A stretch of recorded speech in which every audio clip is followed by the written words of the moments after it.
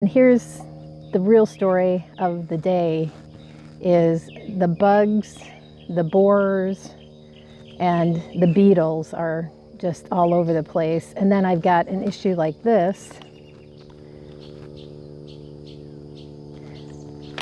That's my new Victoria rhubarb. Is the biggest pest there me? Did I overwater? Did I underwater?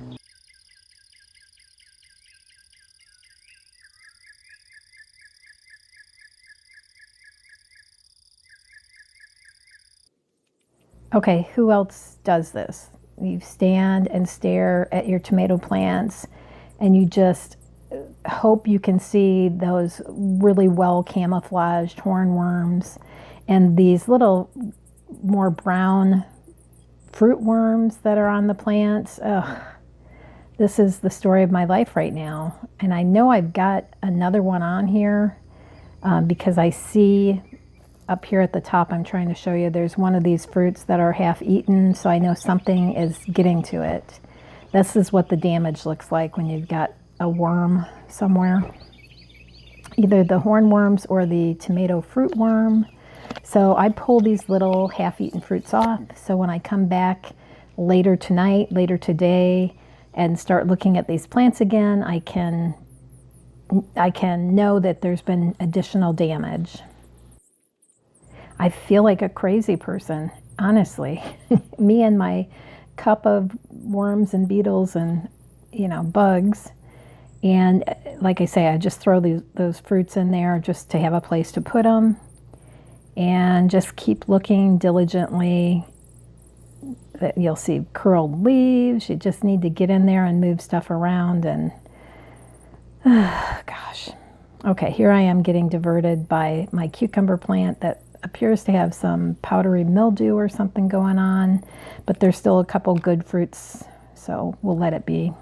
Here's my more Romas and San Marzanos. Again, we got a worm on there, and I did get one of those fruit worms off, with this being the damage to one of my Romas. Good morning, guys. Jackie from Famished Farm, and we are out in the garden after 5 weeks of the heel being messed up. I got my doctor's clearance to go back to normal duties with the caveat, if it hurts, don't be a hero, let it rest for a couple days. Now, out to the destruction that is what's left of my garden. Behind me, the corn is about done, and I'm thinking about planting another succession of that where we're at. I think I can do that. That peaches and cream variety definitely took longer to come up, but it matured much faster than the golden bantam. So this year has definitely been the year of garden pest. And is the biggest one me? This one right here? Maybe so.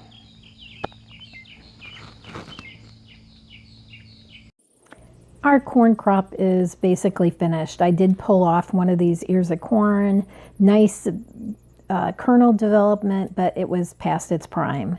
So I'm going to end up just cutting the whole patch down, and we'll have what's left is what I thought was cantaloupes, which have turned out to be acorn squashes, and the melons on the other side, and a pumpkin that was planted a couple weeks ago. But we'll just kind of cut this all close to the ground. I'm going to let the roots decompose in the ground. There are a couple pole bean plants that are very stunted, living underneath the corn stalks. They never really amounted to much. But if they do start kind of shooting up, I'll put one of my little bamboo stakes there so they can trellis up that instead of a corn stalk. So will I do a Three Sisters plot next year? Yes. Was this a success? No. But it was fun learning, and it was fun trying, and it leads me down the path thinking of things I'll do differently next year. So from that, yeah, it was a success. What am I going to change? I will only be purchasing peaches and cream seeds to go on the 4 rows of this plot. I am going to start my pole beans sooner, at the same time maybe as the corn, or when when the corn is just a few inches tall. And as far as melons, squash, whatever's on the carpet of this plot, you know, directly in the ground, I don't know what I'll grow. I'm probably I have all these gourd seeds that I'd like to try. I'm really interested if I can get this melon. I've got one nice size melon that's developed. The other one has not had any, I don't even think there's been any blooms on it. So if I can get one watermelon to start, then maybe I'll just do watermelons. Who knows? Anyway, it was fun to try it, and we got, a dozen plus ears of corn out of it. Delicious corn. So I look forward to having that next year. And, we'll learn some things. I was just either reading or listening to a video where actually it was a Q&A. So somebody had done a Three Sisters plot, and what they do for their sweet corn is they dig a trench that's about 6 inches deep, and they plant the seeds then an inch deeper than that, or an inch and a half, whatever the packet calls for. And then as those stalks start to develop, they mound the dirt from the trench back over the root of the corn. So it has those aerial roots. I'm not sure what they're called in corn stalks, but if you mound up your dirt around those at the base of the stalk of corn, then that can help. It helps with wind. It helps with a lot of things.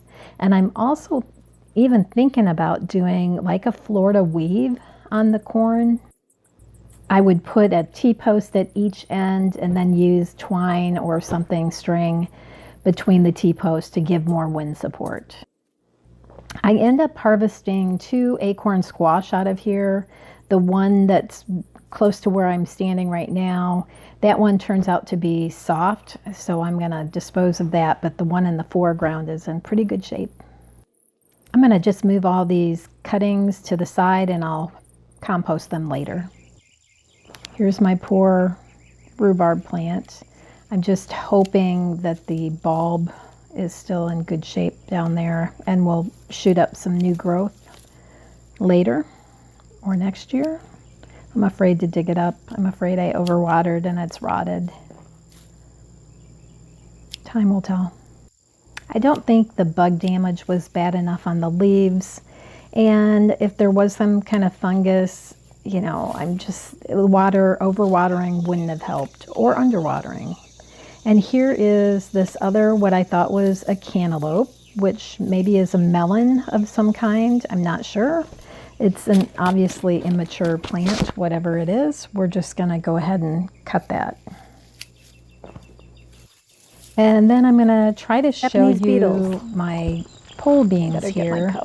And I don't get a real close-up shot of the actual damage from the Japanese beetles. Here's a couple. But I do see about 3 of them munching, so I grab those while I'm there. I'm checking here the back of the Roma tomatoes that don't have any worm damage so far. Knock on wood. That's my tomatilla, doing pretty good. And then down to my cucumber, which is looking, I think this is called powdery mildew. The leaves just kind of have a sheen to them that looks dusty. Like powdery mildew, and the plants, the fruits are not maturing as rapidly as they have been. Which is fine. But I do have a couple nice ones on there, so I probably will wait to cut this down and then I'll replant it because there's plenty of time to get some more cucumbers before the end of the season. Oh, I did find one that's kind of damaged, so probably better these come out sooner.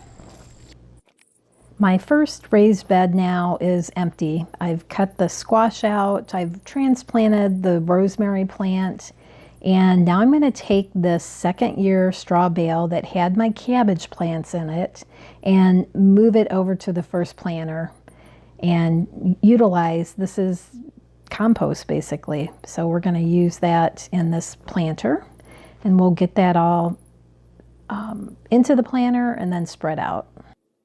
The soil level in all of these planters has really shrunk down a lot, much more than I anticipated, at least 6 inches. So I'm going to be adding soil, compost, whatever I can, the straw bales that are growing right now at the end of the season to all of these beds so I can bring the level up.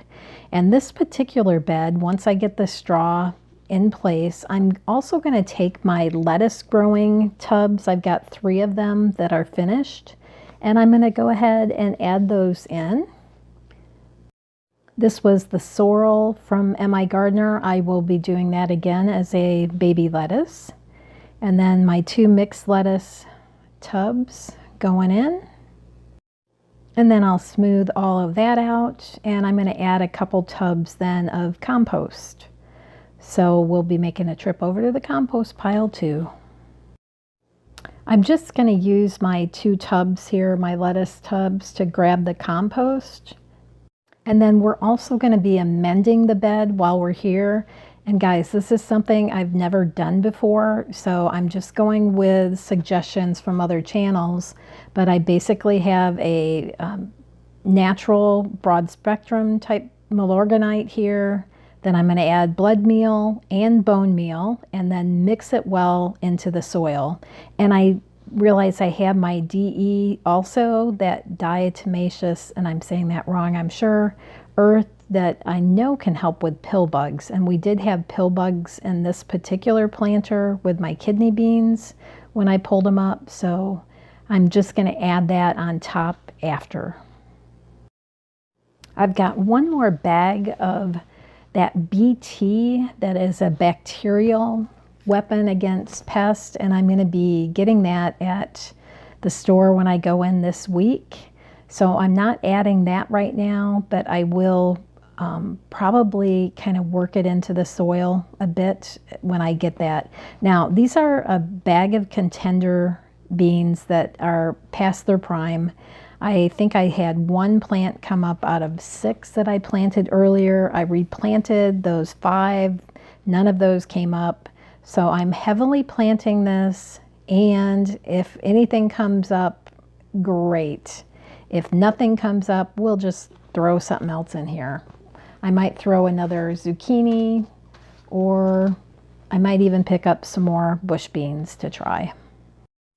I've heard other channels trying all kinds of exotic sounding pole beans and bush beans, and I am going to play around with those a little bit next year, and I will try jade green beans, which I believe are another bush bean. We'll give it a try.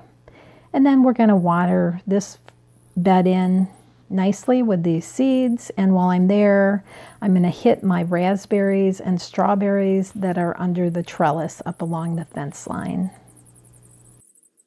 Now in the middle planter, I've got the front of that planter has been empty basically all season long.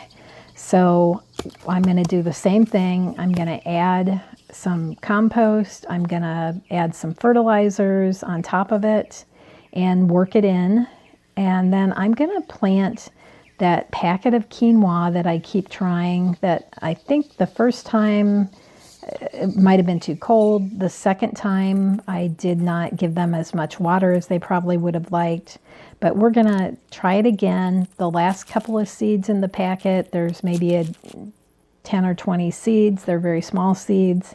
So we're going to sprinkle those on, again, putting the DT powder up on top, and then we'll water this in. I had a little extra. I'm going to plant that DT on the tomatoes. And then we're also going to hit the raspberries behind the trellis along the fence line and the elderberry while we're here watering, because those are not set up on soaker hoses. And remember, anytime I'm out here, all of my Roma tomatoes are in this area behind the cherry tomatoes. So I'm checking for worms while I'm there watering. You never know.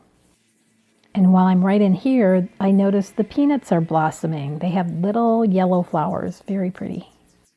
I've checked my seeds for the sweet corn, and unfortunately I only have a few seeds of golden bantam. That's not enough to do 4 rows, so we're just going to skip that. And then I've forget, one other thing that I need to show you is my grape plants have had spider mites or some mite of some kind. And I've been treating those. I could walk easily this far on my heel. So these I've been pretty diligent with. The soapy water on the back of the leaves. You can see there's some yellowing to the leaves here. And that's mainly because of those mites, I believe. But we've done a good job of keeping those mite-free. Guys, it is hot. It's after lunch now. I've had my shower. We just ate and looked at the temperature. It's 102. So we're not doing any more work outside today. That is it. How are you guys doing in your gardens? Are you battling any pests? Are you doing it organically, trying to stay more natural, or are you just hitting them full strength with the chemicals? Let me know what you're up to and how things are going in your part of the world, and we'll be here out in the garden again later on this week. Thanks, guys.